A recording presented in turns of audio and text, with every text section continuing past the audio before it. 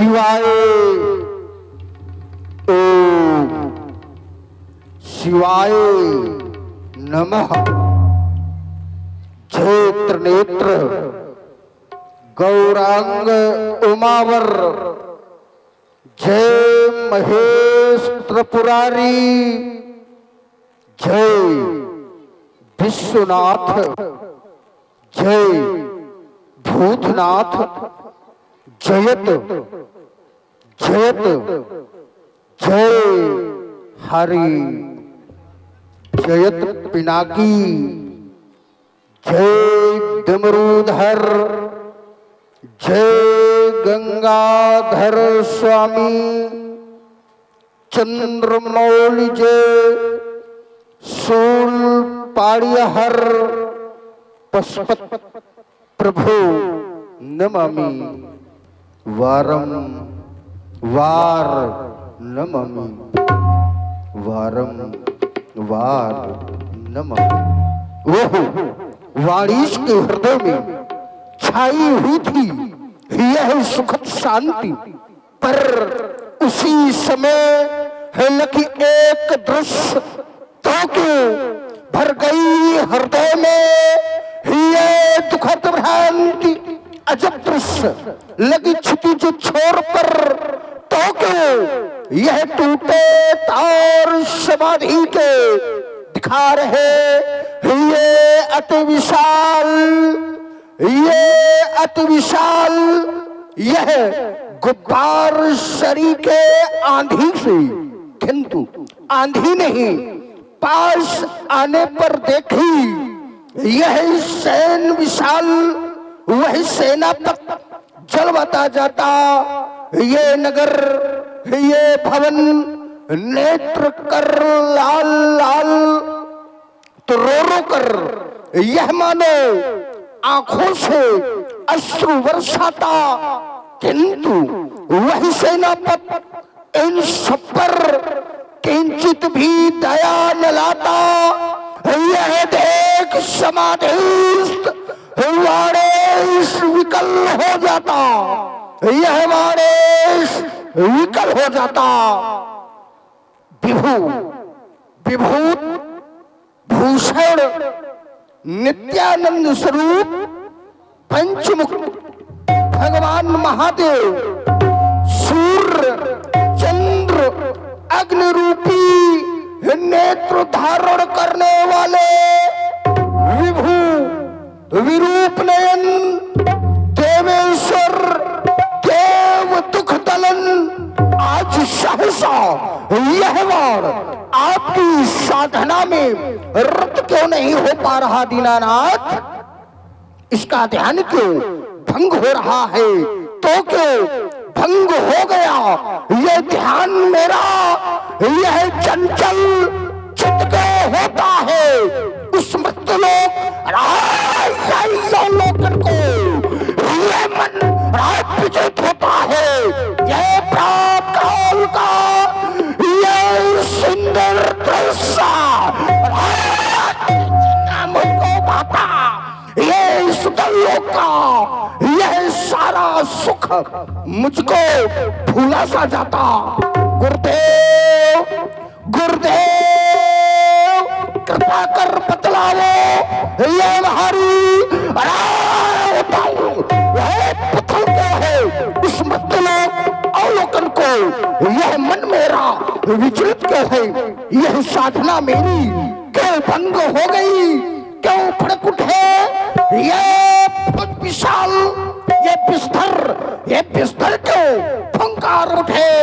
योग योग लमंडमाल ये अकस्मात धन गूंज उठी आ रहा, ये सिंध से क्यों उबाल ये भयभीत दिखाई पड़ता है? कालों का भी महाकाल क्यों रो उठे अचानक? ये श्वान आज अरे हू करते हैं श्रृंगाल, ये देवता हुए क्यों कंपायमान हुए ससंकेत? यही सभी भाल मम स्त्रोत्र में स्वच्छंद निवास करने वाले आज इन समस्त प्राणियों में है और व्याकुलता का आभास कैसा। गुरुदेव आज शीघ्र ही अवगत कराओ क्या कारण है जो आपका दास यह बार आपकी साधना में रत नहीं हो पा रहा। दीनानाथ नहीं बोलोगे आराध, नहीं बोलोगे गुरुदेव, किंतु यह क्या, यह भीषण रणभेरी की ध्वनि अरे तो क्या अच्छा, यह भीषण रणभेरी बची है या किसी वीर की यह चतुरंगनी सेना सजी है। मैं हीन था यही शिव अर्चना में तो अब बाधक बना देकर मुझको यह रण का निमंत्रण कौन साधक बना। यह नवमार्ग से सुरवृंद देखो राय है कहां सब जा रहे इस त्रैलोक विजयी वीर को ये भ्रमित पंथ दिखला रहे। इस वीर को संदेश देकर वो वीरता पीछे बची है। यह आज रणभेरी बची है। ये धरा के मग हो रही ये सिंधु बना जा रहा। ये प्रलय का दृश्य मुझको क्यों दृष्टि गोचर हो रहा। ये भूचाल सा है आ रहा, ये गगन गर्जन कर रहा। भगवान के पर्दे बतलावो ये बाण निवेदन कर रहा अथवा इस संपूर्ण सृष्टि के विनाश हेतु आज फिर से ये लेखड़क वो दुर्गा सजी है। यह आज रणभेरी बची है। नहीं बोलोगे दीनानाथ, नहीं बोलोगे भोलेनाथ, तो पुनः मैं आपकी साधना में रत होकर के यह कारण ज्ञात करता हूं।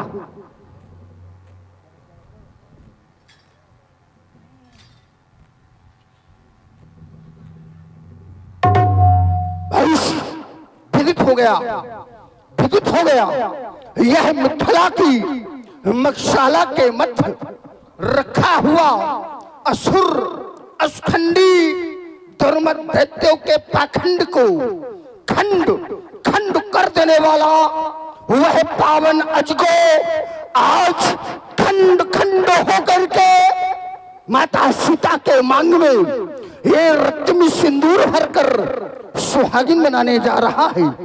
यह तो बड़ा ही उत्तम कार्य है, किंतु यह क्या, यह नए मार्ग से अरे पुष्पक पर बैठा हुआ यह लंकाधिपति रावण, यह लहालोट की ध्वनि और पराक्रम के प्रबल रूप से यह भगवान भूत भावन के वचनानुसार क्या उस मिथिला में उपद्रव है तो नहीं प्रस्थान कर रहा है। यदि ऐसा है तो ये वारासुर अरे गुरुबंधु के संबंध को तिलांजलि देकर के यही संघर्ष के मद्दा घोड़ा यही संग्राम करेगा। अलंका पत्र है सावधान, ये बारे स्वयंवर में है आता मेरे इन हाथों से है मिली मृत जो सन्मुख संग्राम में आता कर बैठा तू साहस तू यदि मुझसे टकराने का तो उसका विकल्प है एक यही इन हाथों से मर जाने का। इसलिए कर रहा सावधान, इसलिए कर रहा सावधान, उम्मत सुनना हर से टकराना। ये मिथिला समाज का लकुत्सव कुशलता से अपने घर जाना तो ठहर लंकेश, आज मैं शीघ्र ही मिथिला के लिए प्रस्थान कर रहा हूं। अस्तु समस्त श्रोतपुरवासियों सभी लोग एक बार जोर से जय घोष करो, बोलो श्री शंकर भगवान की।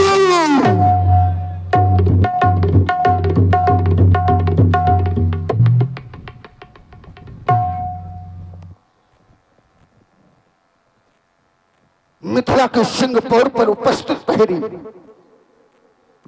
महाराज जाओ महात्मा जनक को हमारे आगमन से शीघ्र अवगत कराओ।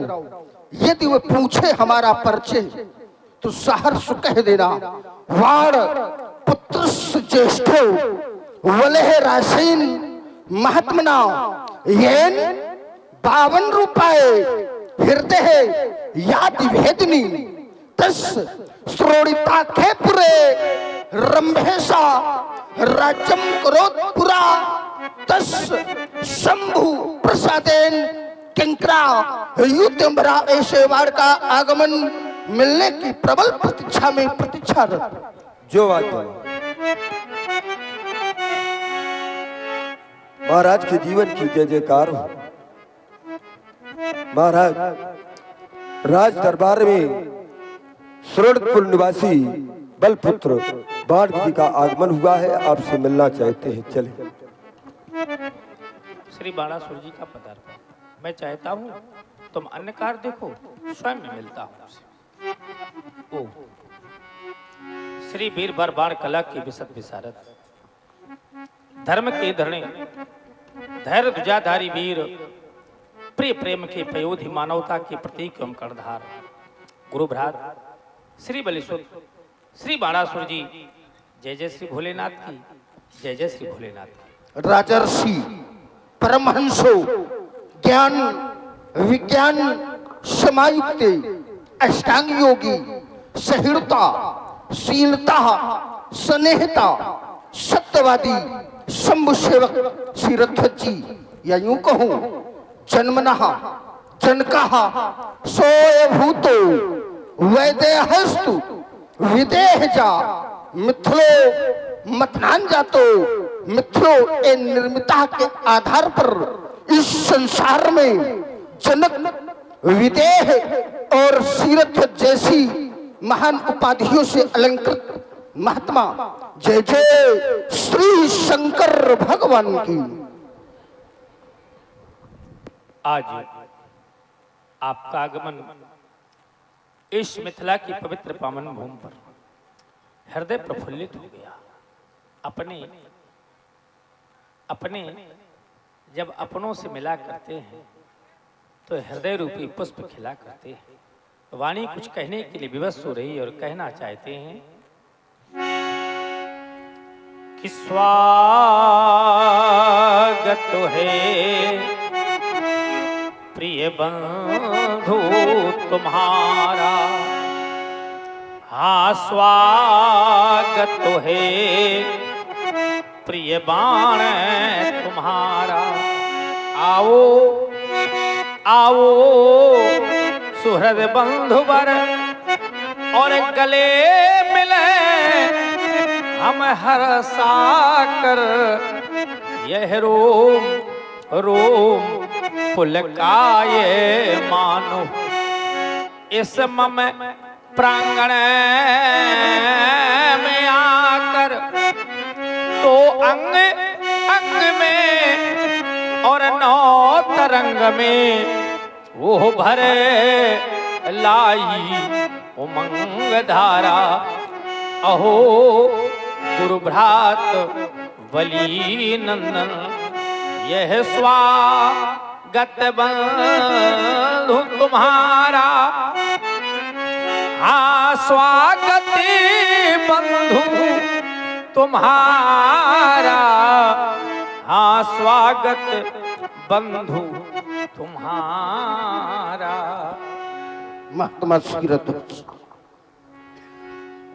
तुम्हारे मुखारविंद से कोकिल मैवाड़ी को सुन करके मैं धन्य हो गया और विचार करने लगा, जब अपने अपनों से मिला करते हैं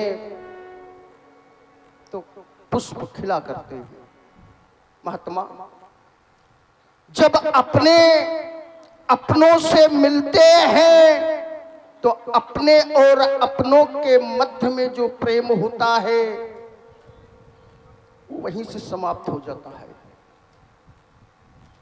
मिलन अंत है मधुर प्रेम का, किंतु विरह जीवन है, और जब तक मिलन नहीं होता है तब तक वह प्रेम निरंतर बना रहता है।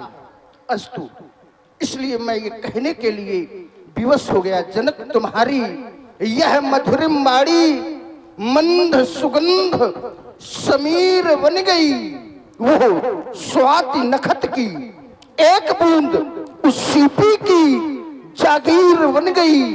अपना सब कुछ मुझे सौंप कर वो प्रभुता आज फकीर बन गई। ये कांटों भरी झाड़ियां देखो फूलों की जागीर बन गई। महात्मा, हमारी समस्त शुभकामनाएं आपके साथ हैं। कहे बंधु, मैं चाहता हूं आप यहाँ पर आ गए हैं, आप यहाँ की व्यवस्था संभालें, हम अन्य व्यवस्थाओं में जय व्यवस्थित महात्मा, आप अन्न आए। स्वर्ण मंच पर बैठ कर और निरखें आप समाज, और मैं जाकर गुरु बंधु अब और देखूं दूजा काज।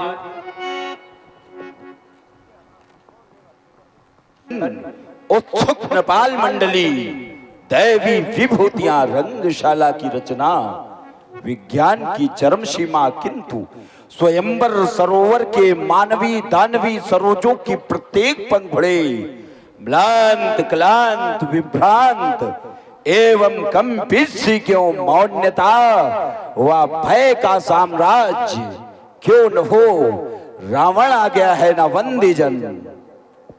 महाराज, तुम यहाँ के वंदी जन हो तो जाकर राजा जनक से कहो कि एक ऐसी नगरी के नेपाल का आगमन हुआ है जिस नगर के विषय में कहा गया जहां का राजसी शासन त्रिलोकों में अनोखा है, जहां ऋतुएं सुदृढ़ रहती, नृपति खाता न धोखा है, जहां दुर्भिक्ष नहीं पड़ता न जनता त्राही करती है, जहां की शिष्टता सुंदर मनोहर शांति भरती है, त्रिलोकी के बुलाने का जहां धर्मज्ञ रहता है, जहां इस सृष्टि लाने का स्वयं सर्वज्ञ रहता है, जहां के बाग कुंजों में सुखद अशोक खिलता है, जहां सारंग धर का दर्शमय सुरलोक मिलता है।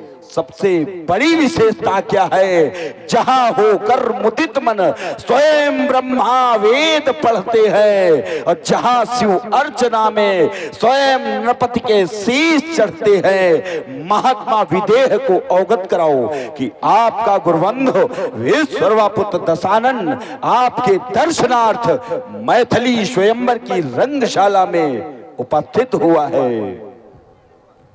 जो आज्ञा महाराज। महाराज के जीवन की जय जयकार हो। महाराज रंग अवन के मध्य में पौलस्त कुलभूषण कंचन नगरी के सम्राट महाराज श्री दशानन जी का आगमन हुआ है। दशानन जी इस समय 10 आनों में नाव होकर के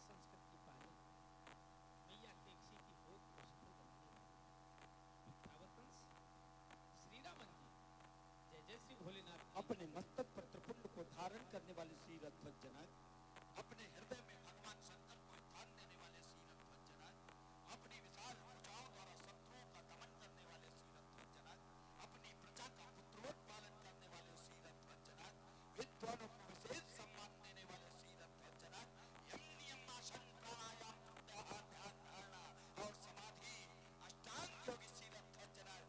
जय श्री योगेश्वर भगवान की।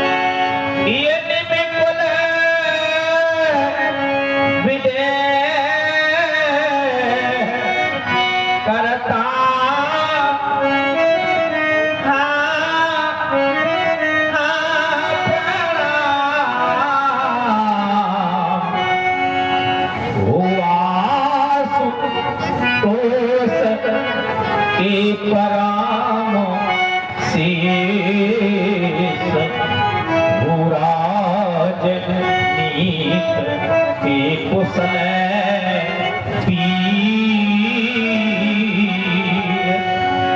इतना ही नहीं है धन्य तुम्हारा वो धाम जहाँ रहता है चारों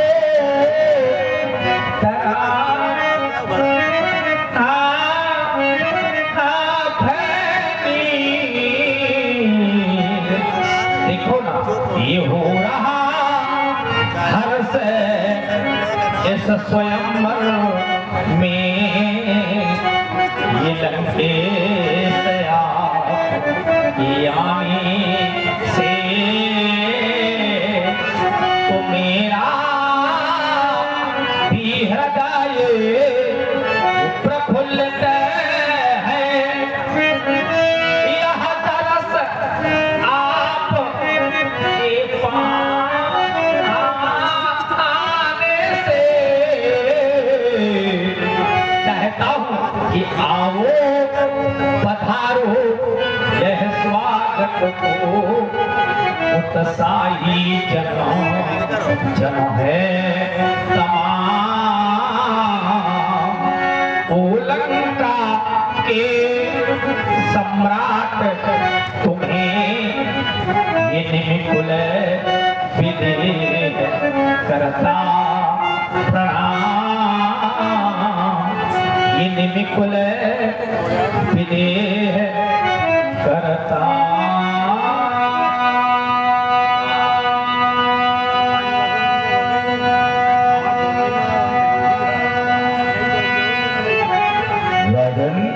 स्वीकार ली हमने आपकी वंदना और हे धर्माधिकारी स्वीकारी हमने आपकी प्रार्थना। जनक आचार्यों ने 4 प्रकार के यज्ञ बताए हैं।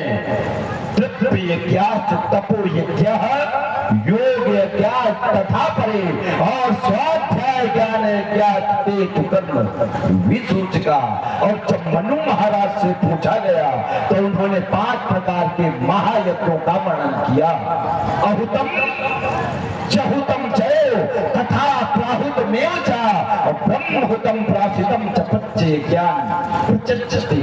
तो उसको थोड़ा सा धारण करो तो कहा जपो अहुतो हुतो होमा और प्रहुतो च भौतिको बलि और ब्रह्महुतो दिजाचार्या प्रासितम पितृतर्पणम। या उसको और थोड़ा सा धारण करो तो कहा अध्यापनम ब्रह्म यज्ञः पितृयज्ञाश्च तर्पणम होमो दैवो बलिर्भूतो न अतिथि पूजनम। या सब साधारण भाषा में ब्रह्म यज्ञ दैव यज्ञ पितृयज्ञ भूत यज्ञ और आतिथ्य यज्ञ जिसे लोग नृप यज्ञ के नाम से जानते हैं आपने हमें आतिथ्य दिया एक यज्ञ जैसा कार्य किया। वास्तव में तुम महान हो। अब यदि कोई अपने हृदय में मस्तिष्क में यह विचार लाए कि महान कौन है तो हमारी बुद्धि कहती है कि जो संघर्षों में जीता है वही महान कहलाता है। क्योंकि सोना जब अग्नि में तपता है तब तो कुंदन बन पाता है। कोई कहे क्या संघर्ष राजा जनक के चरित्र में आया, क्या समय की मार ऐसे धर्मात्मा नेपाल के जीवन चरित्र में आई। तो हम कहेंगे समय की समझ या जनक क्या, अरे वक्त इंसान को हैवान बना देता है। वक्त इंसान को हैवान बना देता है। वक्त तो पत्थर को भी भगवान बना देता है। और वक्त की इससे ज्यादा और क्या तारीफ करूं, क्योंकि वक्त तो महलों को भी शमशान बना देता है। और कौन नहीं जानता आपको उस समय के विषय में। राजन ये सभी जानते हैं कि पत्थर को पिघलाने वाली वो दुकाल की करुण कहानी और याद आ जाती जब भी प्रियव्रत तो भर आता नैनों में पानी। ये थू थू करके शमशानों पर चलते थे मिथिला के प्राणी। और युग बदलेगा किंतु न होगी वो महाकाल की कथा पुरानी। यहाँ बैठे नेपाल ही नहीं, आपकी प्रजा ही नहीं, हम तो कहते हैं ये भूमंडल होता नतमस्तक, क्योंकि तुम महायोग के पंडित ज्ञानी और पूर्ण प्रतिष्ठा ले बैठे हो। वो जनक तुम्हारी अमर कहानी पूरा बताने की कोई आवश्यकता नहीं। हमने सुना बिटिया का विवाह कर रहे हैं, अवस्था कितनी है?